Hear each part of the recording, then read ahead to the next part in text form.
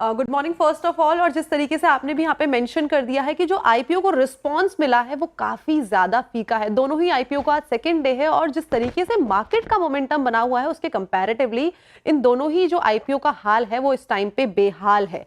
अगर आप जैसे कि आपने भी मेंशन किया कि एजीज वोपेक का आईपीओ केवल अभी तक 27% बढ़ा है और इसके कंपैरिजन में हम बात करें लीला की तो वहां पे भी हमें केवल 7 से 8% तक का ही एक रिस्पांस आता हुआ दिखाई दिया है। अभी देख लेते हैं कि आईपीओ वाइज किस तरीके का यहाँ पे सब्सक्रिप्शन रहा है। सबसे पहले बात कर लेते हैं एजीज वोपेक की, जहां पे हमें क्यूआईपी के जरिए केवल 39% का ही सब्सक्रिप्शन दिखा है। साथ ही साथ एनएचआई का अगर देखें तो केवल 4% का, साथ ही साथ रिटेल की बात करें तो 26% यहाँ पे है और टोटल अगर हम देखें तो केवल 27% का ही यहाँ पे हमें आईपीओ जो है बढ़ता हुआ दिखाई दिया है।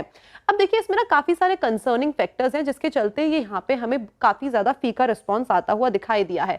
इनके जो 10 कस्टमर्स हैं उसमें से कंपनी का 45% का रेवेन्यू आता है। ये काफी ज्यादा डराने वाला पॉइंटर है जो कंपनी के अंदर है। साथ में एक कस्टमर जाने से अगर यहाँ पे देखिए 10 कस्टमर से 45% आता है तो एक भी कस्टमर जाता है तो कंपनी के रेवेन्यू में जो डेंट पड़ेगा वो काफी बड़ा डेंट होगा। साथ ही साथ जो 90% ऑफ द कंपनी का बिजनेस है वो इस टाइम पे पश्चिम के कोस्ट में ही इस टाइम पे पूरा का पूरा सेटल डाउन है। तो काफी सारे कंसर्निंग फैक्टर्स है जिसके चलते जो ये आईपीओ का एक स्टेबिलिटी है वो इतनी ज्यादा हमें दिखाई नहीं दे रही है।